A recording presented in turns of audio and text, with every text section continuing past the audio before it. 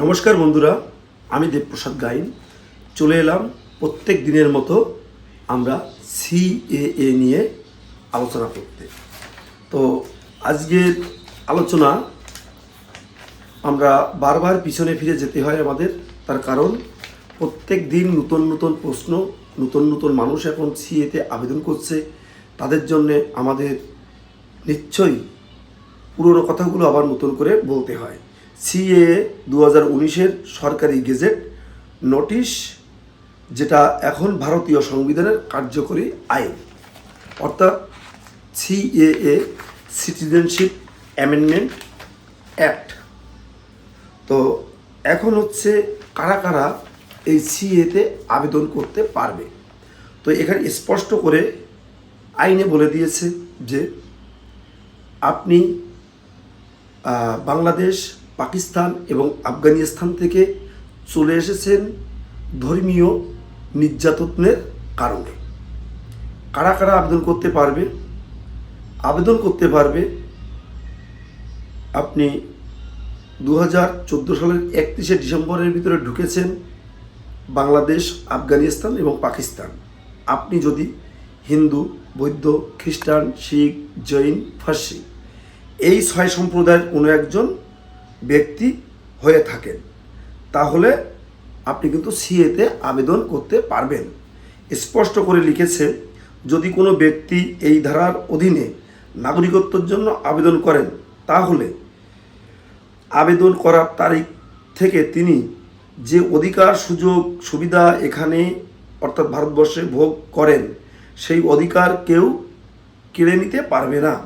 তার মানে আপনার চাকরি বাকরি, ব্যবসা বাণিজ্য, লক্ষ্মী ভাণ্ডার, রেশন তোলা, জমি জমা ইত্যাদির উপর সরকারের কোনো কবজা বা হস্তক্ষেপ সরকার করতে পারবে না। এবং আরও বলেছে যে আপনি এতদিন পর্যন্ত যে যে সুযোগ সুবিধা ভোগ করেন, সেই সুযোগ সুবিধা কিন্তু আপনি ভোগ করতে পারবেন। এবং এই ফরেনার্স অ্যাক্ট 2025 এখানে কি বলা হয়েছে, যে মানুষ 2024 সালের 31শে ডিসেম্বরের ভিতরে ঢুকেছে, তাদেরকে প্রশাসনিকভাবে কেউ কোনো হ্যারাসমেন্ট করতে পারবে না। তারা এই মতো অবস্থায় এই ভারতে তারা একজন রিফিউজি, তাদেরকে কোনো প্রকার পুলিশ প্রশাসন ডিস্টার্ব করতে পারবে না। এবার বলছে যে আবেদনকারী এদের কি কি ডকুমেন্টস লাগবে। বলেছে আফগানিস্তান, বাংলাদেশ, পাকিস্তান সরকারের জারি করা পাসপোর্টের অনুলিপি, ভারতের ইআরও বা এফআরও কর্তৃক প্রদত্ত নিবন্ধন, শংসাপত্র বা আবাসিক পারমিট, আফগানিস্তান, বাংলাদেশ, পাকিস্তানের সরকার কর্তৃক কোনো জন্ম সনদপত্র, আফগানিস্তান, বাংলাদেশ, পাকিস্তানের স্কুল কলেজের বোর্ডের বা বিশ্ববিদ্যালয়ের কর্তৃক জারি করা কোনো সনদপত্র অর্থাৎ কোনো সার্টিফিকেট। এখন এখানে বলছে যে আপনি উদ্বাস্তু হিসাবে শরণার্থী ক্যাম্পে এসেছিলেন ভারতে, তার যদি কোনো কাগজপত্র থাকে তাহলে আপনি কিন্তু সেটা দেখালেও পারবেন। এবং এখানে আসার পরে সরকার যদি আপনাকে কোনো জমির পাট্টা দিয়ে থাকে, কোনো সরকারি বাড়ি দিয়ে থাকে, তার ডকুমেন্টস হলেও কিন্তু আপনি সেটা দেখিয়ে আপনি কিন্তু সিএতে আবেদন করতে পারবেন। এখন বলছে যে এই সিএএ 2019 সিটিজেনশিপ অ্যামেন্ডমেন্ট অ্যাক্টে আপনি আবেদন করতে গেলে আপনার কী কী ডকুমেন্টস লাগবে ভারতের, সেটা আপনারা অবশ্যই আগেও শুনেছেন, আজকেও বলি। আপনি 2014 সালের 31শে ডিসেম্বরের ভিতরে ঢুকেছেন, এখানে আপনি শুনলেন, আবারও স্পষ্ট করে বলি, Aadhaar card, voter card, ration card, PAN card, ব্যাংকের বই, জমির দলিল ইত্যাদি ইত্যাদি। এবার কি বলছে, আর কি লাগবে? আর লাগবে আপনি যেখানে বসবাস করেন এই ভারতবর্ষে, অর্থাৎ যে ঠিকানায় আপনি বসবাস করেন তার পাশে আপনাকে চেনে জানে এমন একজন ব্যক্তি ভারতীয়, সে আপনাকে একটি প্রশংসাপত্র দেবে। আর কি চাইছে? স্থানীয় কোনো ধর্মীয় প্রতিষ্ঠান থেকে একটি ধর্মীয় সার্টিফিকেট, যেটাকে সংশয়পত্র বলে। পুরনো কোনো ভ্যালিড বা ইনভ্যালিড পাসপোর্ট যদি থাকে তার কপি দেখিয়েও আপনি কিন্তু সিএতে আবেদন করতে পারবেন। এখন কথা হচ্ছে, আমরা পাসপোর্ট নিয়ে বারবার কথা ওঠে যে আমার ভারতীয় পাসপোর্ট আছে, তাহলে কি আমি সিএতে আবেদন করতে পারবো? এখানে স্পষ্ট করে এই কাগজে বলে দিয়েছে যে অবশ্যই আপনি আবেদন করতে পারেন ওই পাসপোর্টটি দেখিয়েও। এবার বলছে ভারতীয় নাগরিকত্ব অর্জনের পদ্ধতি কি। জন্মসূত্রে যদি কোনো ব্যক্তি 26শে জানুয়ারি 1950 বা তার পরে ভারতে জন্মগ্রহণ করে, তাহলে সাধারণভাবে তিনি একজন ভারতীয় নাগরিক হিসেবে গণ্য হন।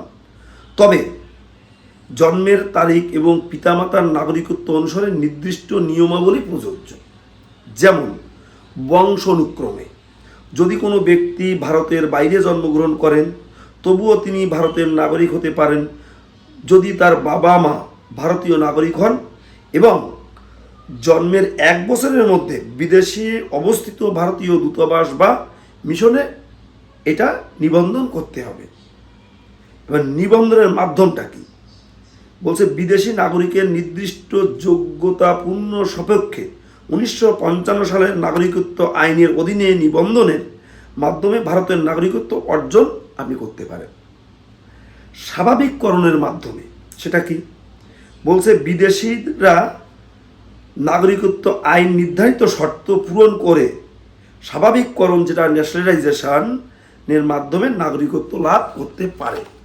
এবং বিদেশিরা আরও কীভাবে নাগরিকত্ব লাভ করতে পারে? যদি এখানে সে বিয়ে করে থাকে, স্পাউস ইন্ডিয়ান হয়, তাহলে বাই রেজিস্ট্রেশনের মাধ্যমে নাগরিকত্ব অর্জন করতে পারে। এখন বলছে আপনি কত সাল থেকে অনুপ্রবেশকারী ছিলেন এবং আজকে আপনাদের অবস্থান কি।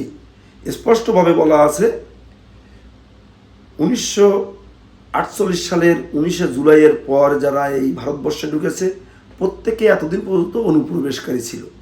বিগত 4 মাস পিছনে ভারত সরকার এক নোটিফিকেশন জারি করে বলেছে 2024 সালের 31শে ডিসেম্বরের ভিতর যারা ঢুকেছ তারা কেউ আর অনুপ্রবেশকারী নও, তোমরা প্রত্যেককেই এখানকার শরণার্থী অর্থাৎ রিফিউজি। তো এভাবে আমাদের সহজভাবে ভারতের সরকার এত সুন্দর একটা আইন এনে আমাদেরকে এখানে নাগরিকত্ব দিচ্ছে। আইনের ধারা 5 উল্লেখিত শর্তাবলী বা তৃতীয় তফসিলি বর্ণিত স্বাভাবিককরণ ন্যাশনালাইজেশন যোগ্যতা পূরণ সপক্ষে যে ব্যক্তি উপধারা 1 অধীনে নিবন্ধন শংসাপত্র স্বাভাবিককরণের শংসাপত্র লাভ করেন তাকে ভারতে প্রবেশের তারিখ থেকেই ভারতীয় হিসাবে গণ্য করা হবে। অর্থাৎ আপনি ঢুকেছেন, আপনি কোর্ট অফিডেভিট লিখছেন আমি এত সালের এত তারিখ পর্যন্ত আপনি ঢুকেছেন, তার কোনো প্রমাণপত্র কিন্তু আপনাকে দেখাতে হবে না। নাগরিকত্ব সংশোধন আইন 2019-এর কার্যকর হওয়ার তারিখ থেকে এই ধারার অধীনে যে কোনো ব্যক্তির বিরুদ্ধে অবৈধ অভিবাসন বা নাগরিকত্ব সম্পর্কে যে কোনো বিচারাধীন কার্যক্রম বাতিল বলে গণ্য হবে। মানে যারা এই ফরেনের একটা কেস ছিল, এখনও ভিতরে হয়তো 2-4 জন বা যারা বাংলাদেশি হিসেবে গ্রেপ্তার আছে, তারা এই 19-এর কার্যধারা অনুযায়ী তারা কিন্তু এখন আর বিদেশি বলে বা অবৈধ অনুপ্রবেশকারী হিসেবে গণ্য হবে না। ফরেনার একটা আপনার কেস হবে না, এবং ফরেনার একটা কেস হলে সেই কেস থেকে আপনি অব্যাহতি দান পাবেন। এখন এতক্ষণে তাহলে আপনারা বুঝতে পারলেন যে আমাদের কি কি সুবিধা ও অসুবিধা আছে। দেখুন, এসআইআর একটা স্বাভাবিক প্রক্রিয়া। গণতান্ত্রিক দেশে সুস্থ সুন্দর মতাদর্শ, সঠিক ভোটাধিকার এবং সঠিক ভোটার লিস্ট চেকিং করাই এর আসল উদ্দেশ্য। এটা প্রতি 20 বছর থেকে 30 বছর পর পর করা হয়। তাহলে এতক্ষণ মোটামুটি পরিষ্কার হলো যে ভারতীয় নাগরিক আর কারা না এবং কারা অনুপ্রবেশকারী, যারা লাস্ট 2002 সালে এসআইআর লিস্টে ফ্যামিলি ট্রি দেখিয়ে এবং যারা দেখাতে পারবেন না, মানে যারা অন্য দেশ থেকে এসেছেন, তাকেই নাগরিক হতে হলে নাগরিকত্ব নিতে হবে অ্যাপ্লাই করে, অর্থাৎ সিএতে অ্যাপ্লাই করে। এখানে স্পষ্টভাবে বলা হয়েছে যে 2014 সালের 31 ডিসেম্বর ভিতর পর্যন্ত আপনারা আবেদন করতে পারবেন। বুঝে দেখুন, 2002-এর এসআইআর লিস্ট প্রকাশিত হওয়ার পর শুধু ভোটার কার্ড, এই ভোটার কার্ড কিন্তু টাকা দিয়েও তৈরি করা যায়, অন্য অন্য উপায়েও কিছু আত্মীয় কুটুম্ব ধরেও কিন্তু করা যায়। তাতে কিন্তু আপনি নাগরিক তার কিন্তু কোনো প্রমাণ কিন্তু এখানে বহন করবে না। এখন স্বাভাবিকভাবেই ভারতীয় নাগরিকত্ব যদি কোনো বিদেশি, অর্থাৎ 3 দেশ বাংলাদেশ, পাকিস্তান এবং আফগানিস্তান, এখান থেকে হিন্দু, বৌদ্ধ, খ্রিস্টান, শিখ, জৈন, ফার্সি এসে থাকে, তাহলে এই সিএএ অ্যাপ্লাই করে আপনাদের নাগরিকত্ব নেওয়া ছাড়া আর কোনো পথ কিন্তু খোলা থাকবে না। একটু কিছু প্রশ্ন এসছে, সেই প্রশ্ন উত্তরগুলো দেব। একজন বলছেন, আমি সরকারি চাকরি করি, সিএএতে অ্যাপ্লাই করলে আমার চাকরি চলে যাবে না তো? আমি এই দাদাভাইকে বলবো, আপনি সরকারি চাকরিজীবী, আপনার যথেষ্ট মেধা আছে, বুদ্ধি আছে, শিক্ষিত মানুষ। আপনাকে বলবো যে এই সিএএ অর্থাৎ সিটিজেনশিপ অ্যামেন্ডমেন্ট অ্যাক্ট 2019, এটা কিন্তু কোনো রাজনৈতিক দলের পার্টি অফিস থেকে পরিচালিত হয় না। এটা ভারতের সংবিধান প্রণীত একটা আইন। সংবিধানে কিভাবে এলো, সংসদে এই বিলটা এনে সংসদে পাশ করে সর্বদলীয় যে কার্যক্রম হয় সেখানে পাশ হয়েছে, রাজ্যসভায় পাশ হয়েছে, স্বরাষ্ট্র দপ্তরে পাশ হয়েছে, প্রধানমন্ত্রী দপ্তরে পাশ হয়েছে, সর্বশেষ স্বরাষ্ট্রমন্ত্রীর সই হয়েছে, সর্বশেষ রাষ্ট্রপতি সিলমোহর দেওয়ার পর এই সিএএ অ্যাক্ট সারা দেশে লাগু হয়েছে। তাহলে এটা কিন্তু কোনো রাজনৈতিক দলের এজেন্ডা নয়। তাই আমি আপনাকে বলবো, আপনার চাকরি বাকরি কোনো কিছুই যাবে না, ব্যাংকের বই, জমির দলিল, আপনার কোনো কিছুই বন্ধ হবে না, যা যেমন ছিল তেমনই থাকবে। আমার দাদু এবং আমার বাবা এবং আমাদের দু দেশের কাগজে সামান্য কিছু ভুল আছে, যেমন পদবিটা চেঞ্জ আছে বা ডেট অফ বার্থ চেঞ্জ আছে। এক্ষেত্রে কী করব? এক্ষেত্রে বলবো, আপনারা অতি অবশ্যই আবেদন করার সাথে সাথে আপনি কোর্ট থেকে একটি ফার্স্ট ক্লাস ম্যাজিস্ট্রেট দিয়ে আপনি এটাকে সংশোধন করে নেবেন, তাহলে কোনো অসুবিধা হবে না। একজন বলছেন, আমার তো ও দেশের কোনো কাগজই নেই, বাবা দাদুরও নেই, তাহলে আমি কি করব? আপনি, আপনার কাগজ নেই, বাবা দাদুর যদি থাকে সেটা দিয়ে কাজ হবে, আপনার মায়ের যদি থাকে সেটা দিয়ে কাজ হবে, আপনার মায়ের যদি থাকে সেটা দিয়ে কাজ হবে, আপনার বাবার মায়ের বাবার যদি থাকে সেটা দিয়েও কাজ হবে। তো সেই কাগজগুলো কি কি? সেখানকার স্কুল সার্টিফিকেট, জন্ম সার্টিফিকেট, সেখানকার ভোটার কার্ড, সেখানকার জমির দলিল, সেখানকার জমির পর্চা ইত্যাদি ইত্যাদি।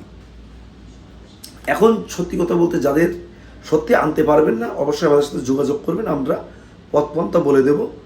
আর যদি নিতান্তই যোগাযোগ না করেন, উকিলের সাথে কথা বলবেন, পরামর্শ করবেন, আপনারা একটা ডিক্লারেশন দেবেন যে আপনার বাংলাদেশে থাকাকালীন ঘর বাড়ি জ্বালিয়ে দিয়েছিল, পুড়িয়ে দিয়েছিল, নদীর ভাঙনে চলে গেছে, এভাবে একটা ডিক্লারেশন দিয়ে আপনি সেটা বাংলাদেশের ডকুমেন্ট হিসাবে ব্যবহার করতেও পারেন।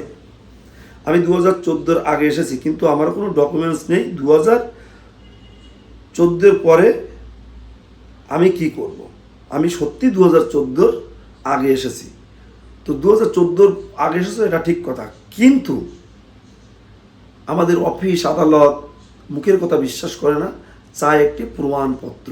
তাই প্রমাণপত্র যখন নেই, তুমি আবেদন করতে পারবে না। তবে হ্যাঁ, আবেদন অবশ্যই করতে পারবে, আমাদের সাথে যোগাযোগ করবে, আমরা আপনাদের একটি অ্যাপ্লিকেশন করে একটা ফাইল নাম্বার করে দিতে পারবো। সেটা আগামী দিনে সিএর জন্য, আপনার ভবিষ্যতের জন্য মঙ্গল। আমার জন্ম এখানে, বাবা মা ওখান থেকে এসেছে, আমার কি সিএ করতে হবে? সিএ করতে হবে কিনা এটা বড় প্রশ্ন, সত্যি বড় প্রশ্ন। আপনার এখানে জন্ম, বার্থ সার্টিফিকেট আছে, স্কুল কলেজের কাগজপত্র আছে। আপনার বাবা যদি বেঁচে থাকেন তাহলে অবশ্যই আপনি তাদেরকে সিএতে আবেদন করাবেন। তারা সিটিজেনশিপ সার্টিফিকেট পেয়ে গেলে তখন যদি আপনার এই জন্ম সার্টিফিকেটটা যদি হারিয়ে যায়, কখনো কোনো কাজে লাগে, তখন আপনি যে বাংলাদেশ থেকে আসেননি, আপনার জন্ম এখানে ছিল, সেটা আপনার মা বাবা যখন সার্টিফিকেট পেয়েছে ডেট অফ এন্ট্রিতে বুঝিয়ে দেবে যে আপনি এখানে জন্ম, আপনার মা বাবার ওই সার্টিফিকেটটি দেখালেই আপনি সেভ। যদি কারো মা বাবা বেঁচে না থাকে তাহলে বলবো অবশ্যই আপনারা সিএতে আবেদন করবেন। কিভাবে করতে হবে তার সম্পূর্ণ নিয়মকানুন, রুল আলাদা। অবশ্যই আমার সাথে যোগাযোগ করবেন। আমার ফোন নম্বর 9804682324। আমার সব কাগজ বানানো আছে এখানে, বার্থ সার্টিফিকেট থেকে ভোটার কার্ড, স্কুল সার্টিফিকেট, এবং আমার সিএ না করলে কি হবে? আপনি যখন স্বীকারই করলেন যে আপনি এখানে এসে সব কিছু ডুপ্লিকেটভাবে তৈরি করেছেন, তাহলে বলবো আর লুকোচুরি নয়, আর চুরি সাসলামি নয়। এখন আমরা সুবোধ বালকের মতো, শান্ত ছেলের মতো, ক্লাসের ফার্স্ট বয়ের মতো আমরা একদম প্রথম সারিতে এসে সিএতে আবেদন করব এবং নাগরিকত্ব নিয়ে ভারতবর্ষের একজন গর্বিত নাগরিক হিসাবে আমরা জাতির কাছে মাথা উঁচু করে এখানে দাঁড়াবো। এটাই আমার বক্তব্য এবং আমার এই কথাটা অবশ্যই তুমি রাখবে। তো প্রচুর প্রচুর প্রচুর কথাবার্তা। এখন আরেকটা জিনিস আপনাদের শেয়ার করি, সেটা হচ্ছে এখন যেমন প্রচুর সিএ সার্টিফিকেট ইস্যু হচ্ছে, অ্যাপ্রুভ মেসেজ আসছে। অনেকে বলছেন অ্যাপ্রুভ মেসেজ এসছে 2-3 দিন হয়ে গেল, কেন সার্টিফিকেট পাচ্ছি না? তাদেরকে বলবো আপনারা সকাল 8টা থেকে রাত 8টার মধ্যে একটি টোল ফ্রি নাম্বার 1032 এই যে নাম্বারটা বললাম 1032, এই নাম্বারটি টোল ফ্রি নাম্বার। এখানে কেন্দ্রীয় সরকার দ্বারা হেল্পলাইন চালু হয়েছে। আপনারা আপনাদের সিএ সংক্রান্ত সার্টিফিকেট কেন আসছে না, হ্যারিং হওয়ার পরে 3 মাস 4 মাস কেন দেরি হচ্ছে, সার্টিফিকেট পাচ্ছেন না, আপনারা এই টোল ফ্রি নাম্বারে আপনারা ফোন করবেন। তথ্য সহায়তা কেন্দ্র, আপনারা একেবারে বিনামূল্যে এই পরিষেবাটা পাবেন। তো যাই হোক, এখন আমার বক্তব্য আপনারা প্রত্যেক দিন শোনেন। আমি কিছু এই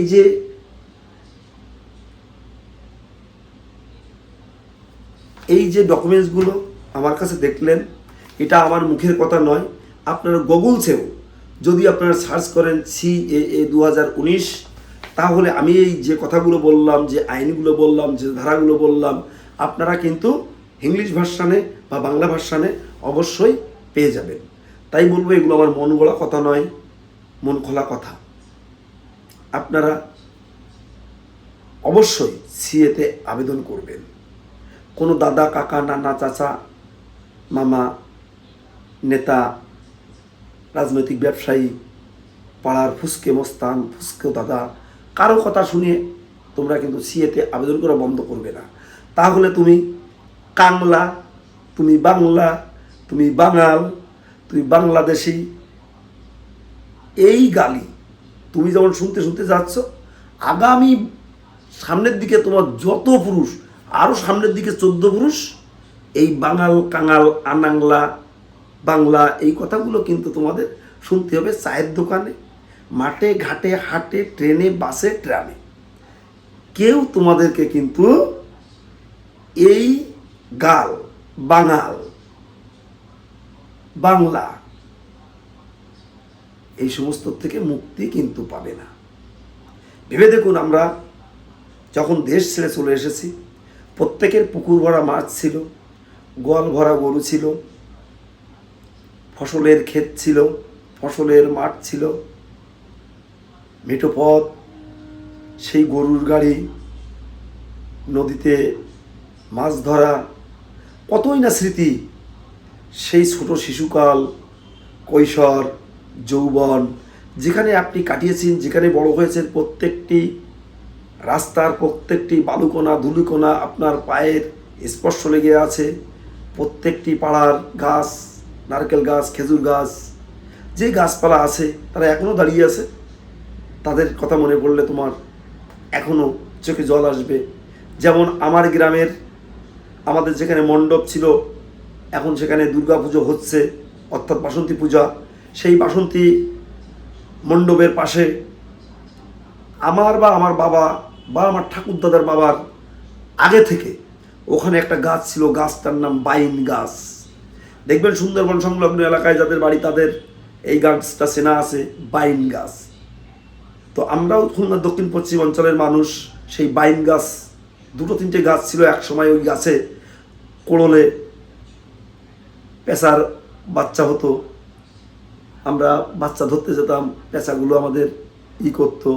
সেই গাছটি, পেটটি একেবারে কিছুই নেই পেটের ভিতরে, তবু আজও গাছটি বেঁচে আছে, দাঁড়িয়ে আছে। সেখানে সিঁদুর পরায় মায়েরা, সেই থানতলায় ভাটি পুজো হয়।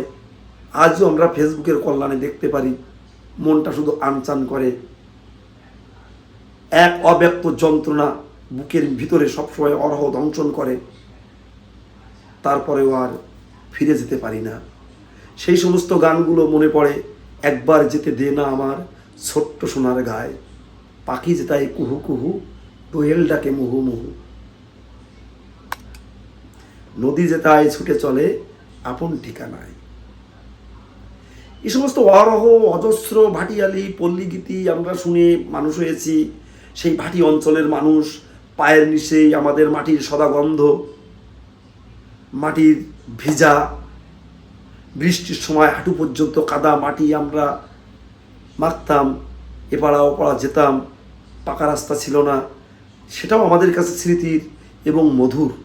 এ সমস্ত সব কিছু স্মৃতি ফেলে দিয়ে আমরা এখানে চলে এসেছি। রাতের অন্ধকারে কাটাতে আর বেড়ার তল দিয়ে পুলিশ প্রশাসনের তাড়া খেয়ে, জিয়ার বর্ডার গার্ডের তাড়া খেয়ে, এদেশ ওদেশ, অনেকে আসার সময় গুলিতে মারাও গেছে, অনেকে নদীতে সাঁতার দিতে গিয়ে নদীতে জলে ডুবে মারা গেছে, অনেক মা বোন ওখান থেকে মিসিং হয়ে গেছে, আর কিন্তু তাদের পাওয়া যায়নি।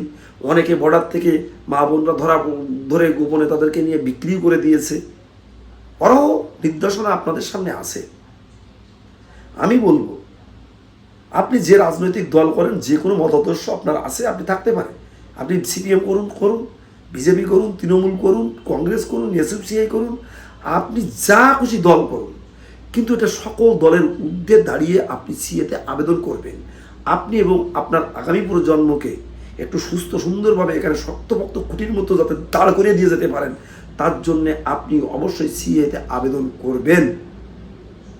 দেখুন বন্ধুরা, ভিডিও টেনে বড় করব না, প্রত্যেক দিন আমি সিএ নিয়ে কথা বলবো। যতদিন আমার উদ্বস্ত মানুষের স্বার্থ উদ্ধার না হবে, ততদিন সিএ সিসি কে একা, সিসি কে একা, সিসি কে একা করবো। কারো কোনো চোখ লাগানি, কারো কোনো মাতব্বরিতে আমি থেমে থাকবো না। তাই বলবো, তোমরা যারা আমার এই ভিডিও দেখো, তোমাদেরকে বলবো, শুধু আমার উত্তর 24 পরগনা নয়, তোমরা নদিয়া, হুগলি, হাওড়া, উত্তর দিনাজপুর, দক্ষিণ দিনাজপুর, আপনার যে কোনো জায়গায়, এই পশ্চিমবঙ্গের মধ্যে যে কোনো জায়গায় তোমরা যদি সেটা আবেদন না করতে পারো, যোগাযোগ করে আমরা আবেদন করে দেবো। শুধু পশ্চিমবঙ্গ নয়, পশ্চিমবঙ্গের বাইরেও যে সমস্ত স্টেটগুলোতে, যে সমস্ত রাজ্যগুলোতে আমাদের এই মানুষগুলো থাকে, অর্থাৎ আমাদের এই উদ্বাস্ত মানুষগুলো থাকে, আমাদেরকে অবশ্যই ফোন করবেন। দেশের যে কোনো বাঙালি কলোনি থেকে আমরা আপনাদের সিএতে আবেদন করার সার্বিক সহযোগিতা করব। যারা এই প্রতিবেদন নতুন দেখছো, চ্যানেলটিকে অবশ্যই সাবস্ক্রাইব করবে। আজকের এর মূল্যায়ন না বুঝলে একদিন না একদিনের মূল্যায়ন হবে। হয়তো আমার কোনো একটা ভিডিও তোমার চোখের সামনে পড়বে, সেটা হয়তো তোমার বা তোমার কোনো আত্মীয় নম্বর কোনো কাজে আসতে পারে। যারা তোমরা নতুন দেখছো তাদের কাছে অনুরোধ, সাবস্ক্রাইব করো। আর যারা পুরনো দেখছো তাদের কাছে অনুরোধ, তোমরা শেয়ার করে দাও, প্রচুর লোক এই ভিডিওগুলো দেখুক, যাতে তাদের একটু উপকার হয়। তো বন্ধুরা, আমার ফোন নাম্বার 9804682324। প্রত্যেক দিনের মতো তোমাদের কাছ থেকে এখন আমি বিদায় নিচ্ছি। শ্রেণীভেদে সবার জন্যে রইল আমার প্রণাম।